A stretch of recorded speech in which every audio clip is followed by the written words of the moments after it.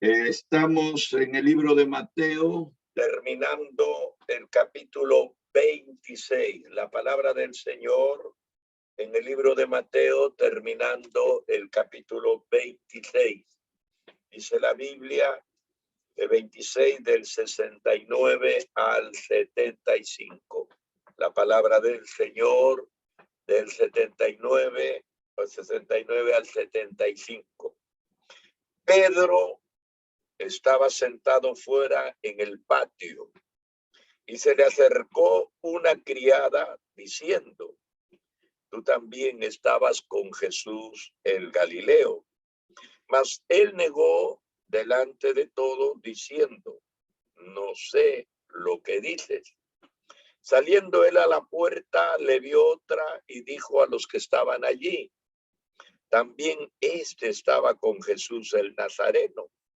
Pero él negó otra vez con juramento: no conozco al hombre. Un poco después, acercándose los que por ahí estaban, dijeron a Pedro: verdaderamente también tú eres de ellos, porque aún tu manera de hablar te descubre. Entonces él comenzó a maldecir y a jurar: no conozco al hombre. Y enseguida cantó el gallo. Entonces Pedro se acordó de las palabras de Jesús que le había dicho: antes que cante el gallo, me negarás 3 veces. Y saliendo fuera, lloró amargamente. Estamos terminando el capítulo 26 del libro de Mateo, y este último tópico dice: Pedro niega a Jesús. Pedro niega a Jesús. Estamos hablando de la negación de Pedro. Este triste evento de la negación de Pedro se relata en los 4 evangelios. Parece que hay una coincidencia sobre este particular. Los 4 evangelios tratan la negación de Pedro, en vez de intentar cubrir la gran falta de uno de los más destacados apóstoles, porque Pedro era el personaje más destacado. En los hechos más importantes había estado él. Y cuando el Señor de una u otra forma hacía una pregunta, él era el primero en contestar y también era el primero en actuar. Entonces, nadie ha cubierto esta falta, ¿no? Porque los 4 evangelistas lo describen con lujo de detalles.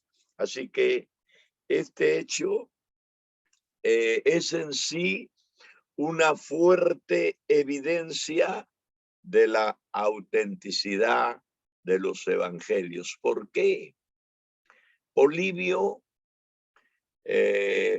un romano, decía que hay 3 clases de historia. La historia que vende y es fantasiosa. La historia agradable es adornada y es bonita. Y la historia real. Pero cuando nosotros vamos a la Biblia, encontramos una historia real. No suena fantasiosa porque los personajes son hasta grotescos. Y no suena bonita porque las actitudes absurdas también se han registrado. Esto demuestra la autenticidad y también revela la honestidad de la iglesia, porque la iglesia hubiera podido esconder, hubiera podido quitar estos pasajes un poco controversiales y bueno, no lo ha hecho. Al contrario, esto suena a una sana autocrítica. Entonces, esto le da mayor autenticidad al mensaje de la palabra del Señor. Es importante también recordar que Jesús, y no solamente Jesús, sino el cristianismo, perdonaron a Pedro. No le inculparon de una forma tan desmedida, ¿no? Cuando nosotros leemos estos pasajes como predicadores, los pastores, los teólogos inclusive, tienen cierta consideración, como dice la palabra del Señor, que el que está firme, mire bien y no caiga. Entonces todos tenemos la inquietud o la tendencia tal vez de cometer este mismo agravio. Si recordamos nosotros la última noche cuando Jesús estuvo en el aposento alto con sus discípulos, lo que se llama la última cena, Jesús dijo, uno de ustedes me va a traicionar. Ese fue el enfoque que Cristo hizo. Todos al unísono preguntaron, Señor, ¿seré yo? Ninguno de ellos habría dicho yo no. Por el contrario, sabiendo que el Señor tenía su omnisciencia tan desarrollada y que conocía unos pensamientos de ellos, ellos entendieron que el Señor sabía cuál iba a ser el traidor y todos se sintieron inseguros. Así que considerando el lado humano, todos los predicadores y todos los cristianos que leemos la Biblia estamos propensos en algún momento de nuestro diario vivir cometer esta falta de negar al Señor. Por eso es que no hay un juicio, no hay una predisposición para acusar a Pedro. Pedro estaba en el patio del sumo sacerdote. Sabemos que el sumo sacerdote era Caifás, yerno de Anás, porque Anás había sido muchos años sumo sacerdote, pero había sido depuesto ya. Sin embargo, como eran familias, parece que compartían todos estos requerimientos en cuanto a juicios y hacer justicia sobre los asuntos espirituales de Israel, ¿no?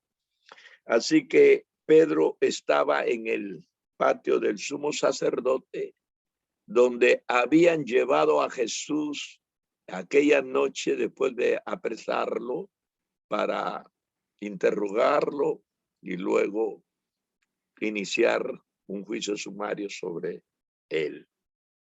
Y es casi seguro que cuando Juan menciona en Juan 18, 15 y 16, dice al otro discípulo.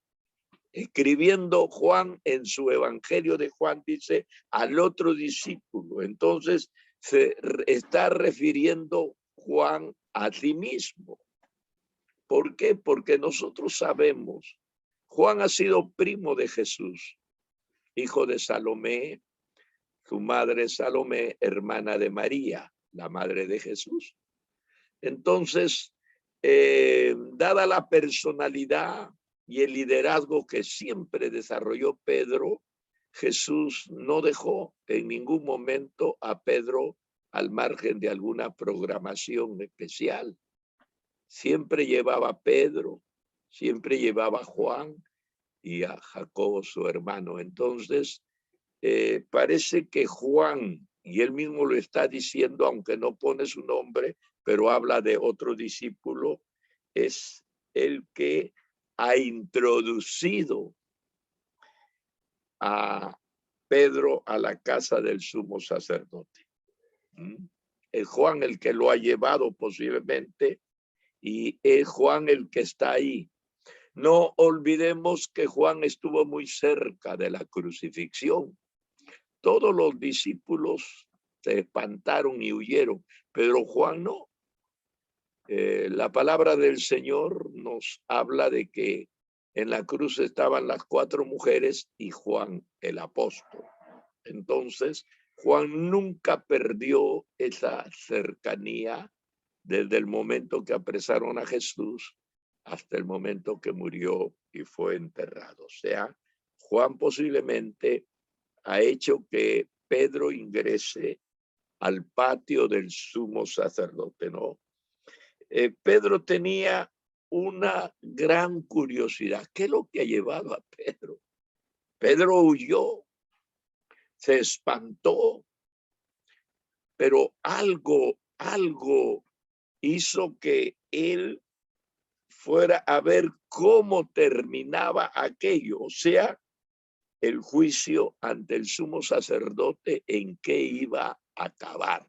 Por eso es que Pedro estaba ahí, entre interesado y curioso, esperando de qué se trataba, ¿no?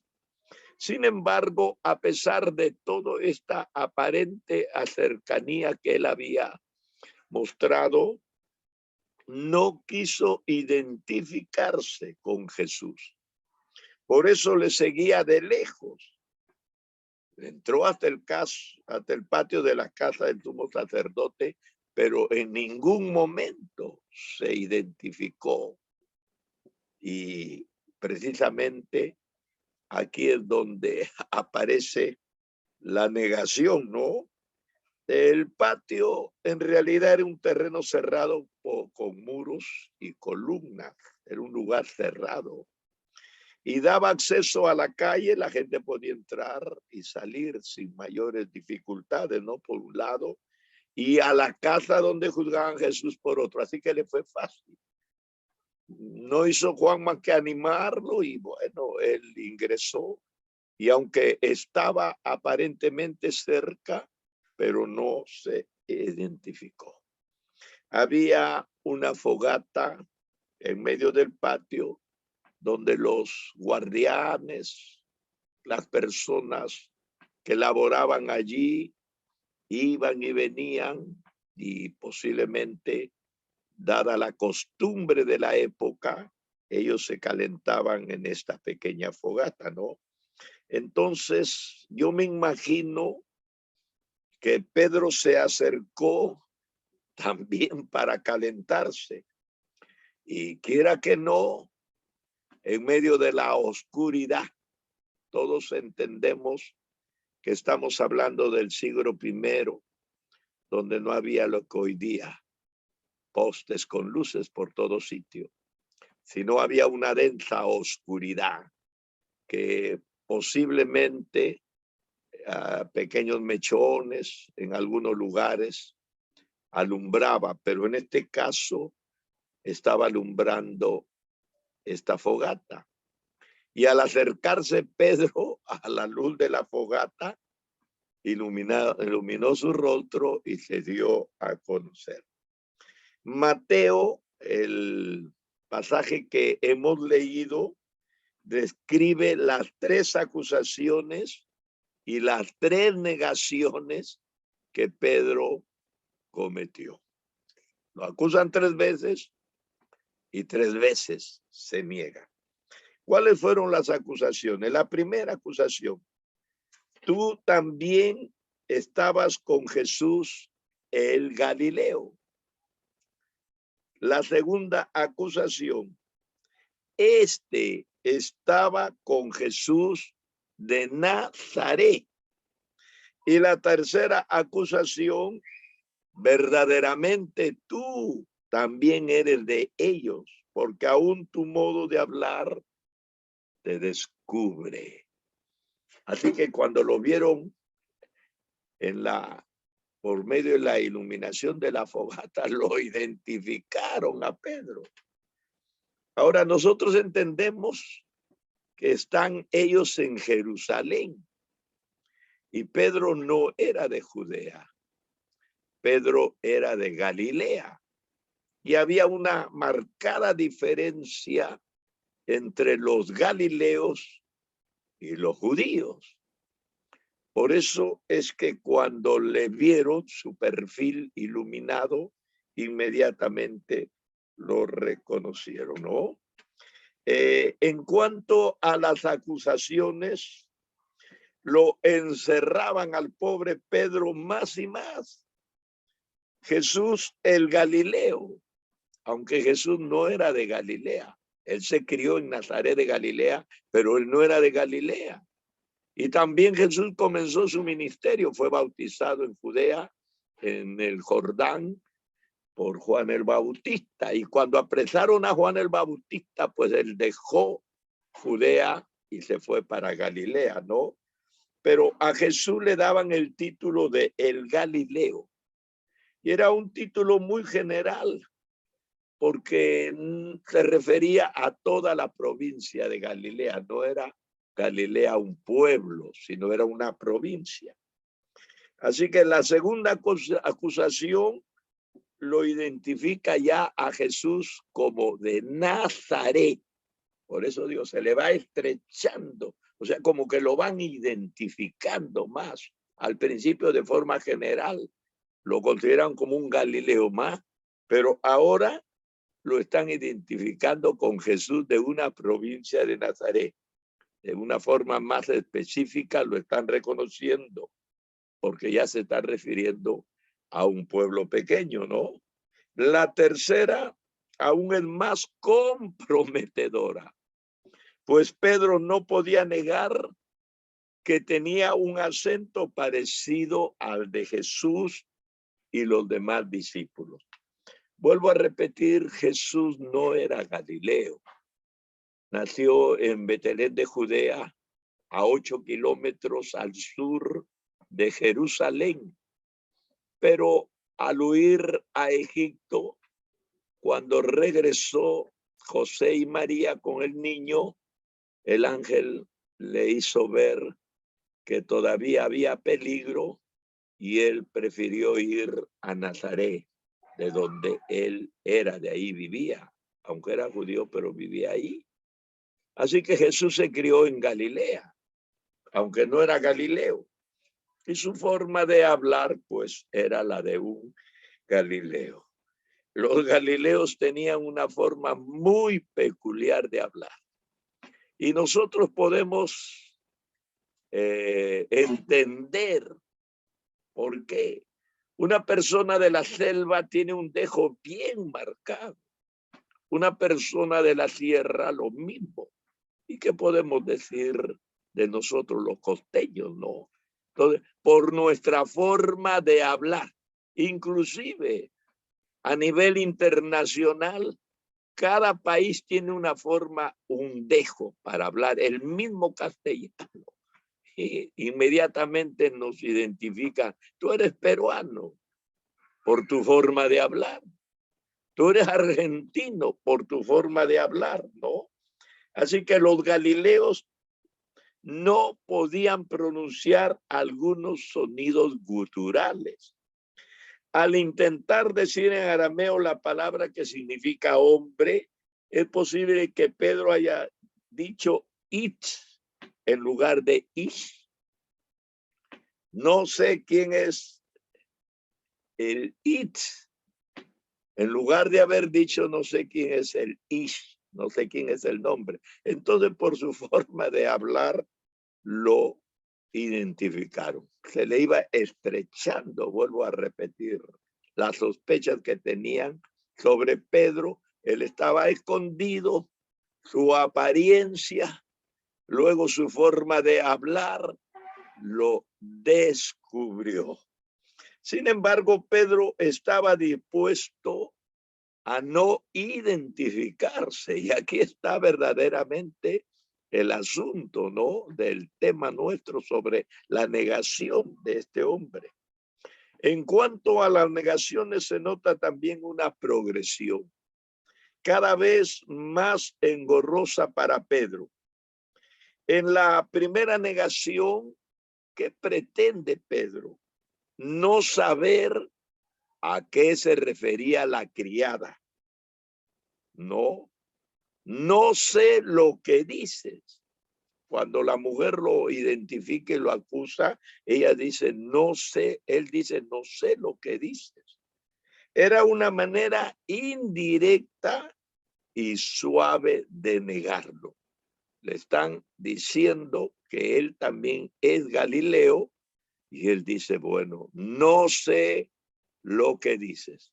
Con el dejo Galileo, con la forma inequívoca de hablar de los galileos, está diciendo, no sé.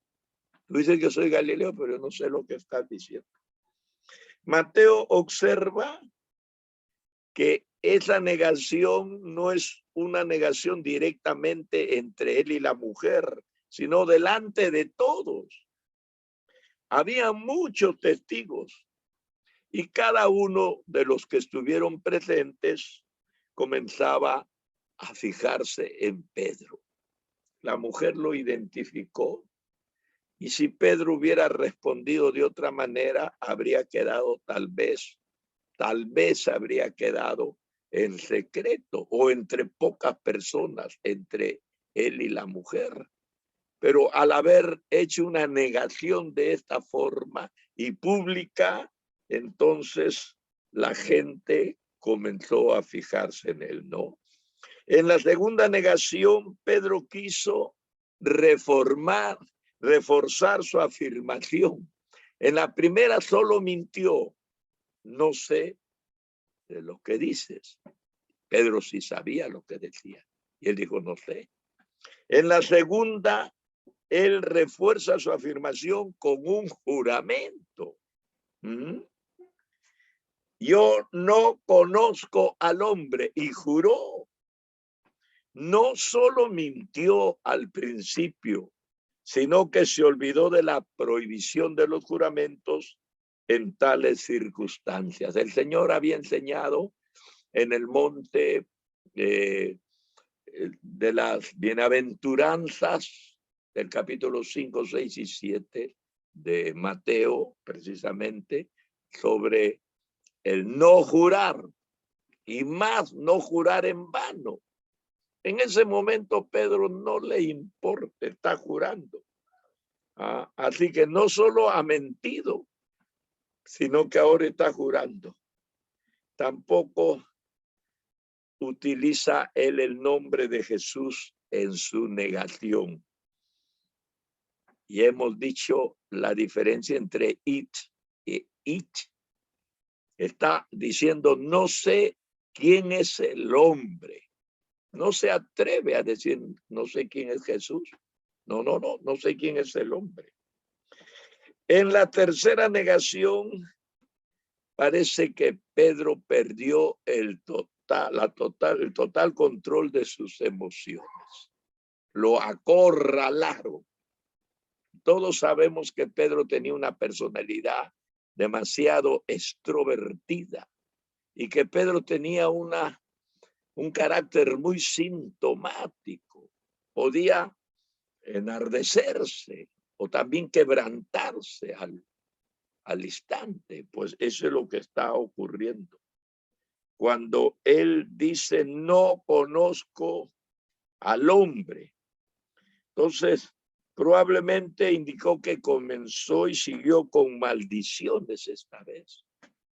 Maldiciones y juramentos en la negación. Qué tremenda situación. Pobre Pedro, cómo se habrá sentido descubierto en medio de tanta gente desconocida y en medio de un círculo tan peligroso. A Jesús lo están deteniendo y lo están acusando de sedicioso, de blasfemo. Y todas las personas que le rodean pueden estar implicadas en esta sedición y en esta blasfemia. Así que Pedro sabe que corre un alto peligro al identificarse con Jesús y bueno, en su temor, en su miedo exacerbado, él reacciona de la forma como lo hemos descrito. Juzguemos cada uno de nosotros cuántas veces nos hemos encontrado en circunstancias no tan comprometedoras. Sinceramente, yo me he encontrado en situaciones comprometedoras, pero no en esta situación. He sido detenido en varias comisarías por predicar. A mí me han detenido y me han llevado, pero no de una forma malsana ni prepotente, simplemente para dar mi versión. Y bueno, después que me han escuchado, me han mirado, el mismo comisario o el líder ahí ha dicho, ¿y para qué lo traen al Señor? No, este está creando disturbios, pero es que él no está haciendo disturbios, él está predicando la palabra. Esto me sucedió en Siguas, que mientras hacíamos un aire libre en el día, 2 policías vinieron a querer detener todo el programa y que apaguen los equipos y se acabó. Entonces yo le dije, no, un momento. El programa no lo vamos a detener. Si ustedes quieren algo, yo soy el líder, pues vámonos. ¿Quién nos detiene? El subprefecto. Pues vamos a ver al subprefecto. Y cuando hemos llegado al subprefecto, los policías que nos llevaron hasta la puerta se desaparecieron. Y el subprefecto dijo, señores, ¿y para qué lo han traído a ustedes? Yo les conté. No, le digo, hemos estado predicando la palabra ahí frente a un campo donde han puesto un mercado provisional y los policías nos han detenido por predicar la palabra. Él era un anciano, ¿no? Y me dice, disculpe, ¿usted fue el que predicó anoche aquí en la plaza? Le digo, sí, yo he sido. Ah, me dice, pastor, yo he estado sentado en mi silla en la puerta de mi casa, escuchándole. Y sabe una cosa, pastor, el que lo mandaba a detener es mi yerno Pérez. Él es un abogado y es adúltero porque tiene 2 esposas aquí, con mi hija y otra señora. Entonces, él lo ha mandado a detener. Me dice, ha estado muy bueno. ¿Y van a predicar en la noche? Le digo, sí, predique lo mismo. Yo me he visto en circunstancias. Una vez también, estando en Cajamarca, Lil estaba ahí, nos detuvieron y nos llevaron a la comisaría. También. Entonces, así como estas oportunidades, pero no ha habido una opresión, una persecución. He estado en varias comisarías, como digo, pero no ha habido lo que este pobre hombre está sufriendo. Aquí hay una opresión, una persecución. Y yo me imagino que Pedro, bueno, ha reaccionado de esta manera. Casi cuando se le quiere analizar el comportamiento de Pedro, la gente piensa más que todo desde un nivel evangélico. Se piensa en la condición espiritual de Pedro. Ahí se lleva no tanto a la traición, ¿no? Sino a la debilidad. ¿Por qué? Pedro, desde el momento que él le cortó la oreja a aquel hombre que fue a apresar a Jesús en Getsemaní, y Jesús le dijo, Pedro, guarda tu espada, porque al que espada hiere, a espada muere. Y desde ahí Pedro, como que la exaltación que tuvo en ese momento fue la expresión que le hizo reaccionar y al mismo tiempo también apagarse. Se le quitó ya ese espíritu de querer defender a Jesús, ¿no? Entonces comenzó a seguir a Jesús de lejos. Entonces se le culpa a Pedro no solo porque seguía a Jesús de lejos, sino también porque su conducta indicaba que estaba muy lejos espiritualmente de Jesús. Todas las enseñanzas, todas las recomendaciones, toda la preparación ministerial, toda la práctica que habían tenido ellos espiritual, en ese momento se esfumó.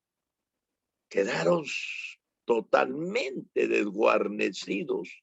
Ya no había ese principio, esa fuerza, ese acercamiento al Señor. Entonces de esto sí lo están culpando a Pedro. Tal como Jesús mencionó, pues así sucedió. Le dijo el Señor, porque Pedro le dijo, mire, aunque todos se escandalicen, yo estoy dispuesto a seguirte hasta la muerte. Y Jesús le dijo, antes que el gallo cante 2 veces, Pedro, tú me habrás negado 3 veces. Jesús lo había mencionado, se lo había dicho. El gallo cantó enseguida la 3ª vez y se confirmó conforme a la profecía inmediata de Jesús, porque ha sido en esas circunstancias nomás cuando se está cumpliendo esta profecía. Lucas, ya en el Evangelio de Lucas, en el capítulo 22, el versículo 61, Lucas acota que en este instante, cuando el gallo está cantando y Pedro negando, posiblemente lo han sacado a Jesús de la casa y Jesús está pasando por el patio y él dio vuelta. Al identificar a su apóstol en medio de esa gente en la fogata, él vuelve, lo identifica y lo mira a Pedro. No es una coincidencia, por supuesto que no. En los planes y en los programas de Dios, en las profecías y en la palabra que Jesús había vertido, todas las circunstancias están dirigidas por su gran y poderosa voluntad. Y esa mirada de amor, porque Jesús posiblemente al mirarlo no lo mira con reproche, sino con cierta tristeza, con cierta pena, como quien confirma lo que él había dicho y lo que está sucediendo. Entonces, esa mirada de amor sensible de parte de Jesús, al darse cuenta que había fallado a su Señor, produjo en Pedro un profundo sentido de culpabilidad, como que a una persona lo descubren, como decimos nosotros, con las manos en la masa. No hay oportunidad para la disculpa, para la negación mayor de la que ya hizo. Era una aceptación de su culpabilidad. Así que la reacción inmediata de Pedro, él era un ser muy sintomático, ya lo hemos dicho, y nosotros al estudiar a Pedro, pues lo encontramos de esta manera, ¿no? En griego hay varios términos para expresar el llorar. Uno describe el llanto en silencio. Mucha gente llora en silencio, dejando caer lágrimas, pero sin ningún lamento que se escuche, ¿no? Pero el que se emplea aquí, en el llanto de Pedro, se describe los gemidos audibles y fuertes que expresan verdaderamente una profunda angustia de su alma. Dice la palabra del Señor que él lloró amargamente. Entonces, todo este cuadro patético de dolor expresado por un hombre de ese tamaño, de esa edad y de esa actitud espiritual que él siempre blandió y expresó, se ve que estremece a la gente, ¿no? Él lloró amargamente. Entonces, en este versículo agrega una dimensión más del sincero arrepentimiento que Pedro expresó después de estas 3 negaciones. Verdaderamente se conmovió. Jesús lo miró con amor, lo pilló, mejor dicho, fortuitamente en el momento cuando Pedro juraba y perjuraba, y la mirada de Jesús lo quebró, podemos decir de una forma más sencilla, ¿no? Entonces, la negación de Pedro puede obedecer a algunas razones. Con esto voy terminando. Primero, porque sentía vergüenza al ver que a su líder lo estaban juzgando como un vulgar criminal. Vuelvo a repetir, los que iban a la cruz y eran condenados a morir en la cruz eran porque habían hecho crímenes execrables. Una violación, un asesinato a un niño, a una anciana, en fin, eran crímenes execrables. Entonces Jesús está siendo juzgado como un vulgar criminal que merece todo el peso de la ley, que no merece clemencia, que no merece que le tengan lástima. Así está Jesús siendo juzgado y así ante la opinión pública el Señor va a la cruz del Calvario. Entonces parece que esto avergonzó a Pedro. Segundo, también porque el miedo le enseña a él que si se daba a conocer, que si se identificaba, iba a correr la misma suerte que su maestro.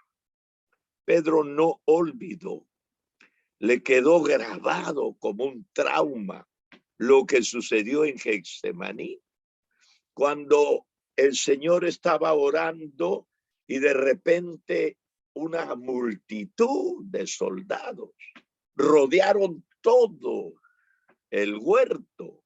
Le dice que hubieron no un grupito, sino bastantes soldados ahí pensando que Jesús va a huir. Entonces lo cercaron.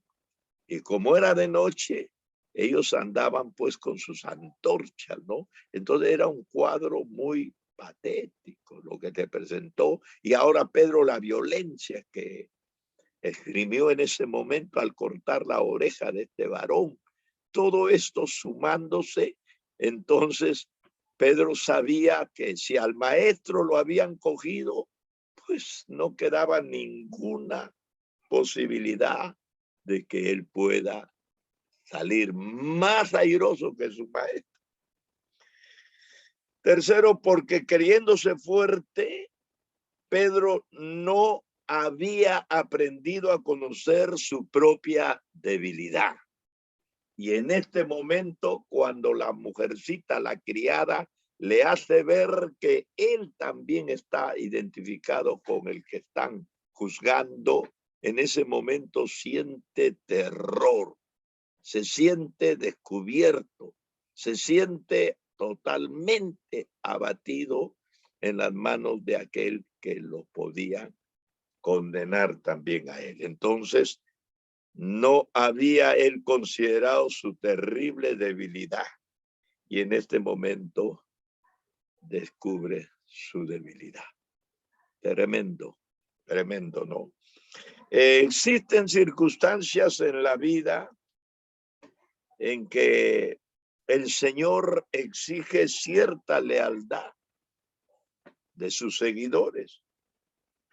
Uno, como seguidor de Cristo, debe permanecer firme en la adversidad. Hemos sido atacados muchas veces en las cruzadas. No han llegado a la violencia contra nosotros, pero sí ha habido una represión. Pero el Señor pide que mantengámonos firmes en la adversidad, aunque nos caiga el infierno encima, ¿no? Bueno, estamos en esta situación y de aquí solamente nos puede sacar el Señor. Se dice que en la prosperidad, y esto ya en la relación de Pedro con Jesús, Jesús les había dicho no los llamaré mis discípulos, porque los discípulos no saben lo que hace su Señor. Ahora yo les llamo mis amigos. Así que Jesús acercó tu relación con ellos de una forma tan amical que no los consideraba como discípulos, aprendices. Él mismo lo dice en el capítulo 16 del libro de Juan, sino ahora soy mis amigos. Pero en la prosperidad, tus amigos te conocen a ti, te identifican. Cuando uno es próspero, los amigos se acercan. Pero cuando uno está en la adversidad, nosotros somos los que conocemos a nuestros amigos. Sí, ellos nos conocen cuando somos prósperos. Cuando estamos de forma adversa, nosotros los conocemos a ellos. ¿Por qué? Bueno, ya nos imaginamos. ¿Quién quiere estar con una persona acusada así? Todos desaparecen. Jesucristo ya conocía a Pedro y a pesar de haberle negado, siguió siendo su amigo. No le quitó su confianza.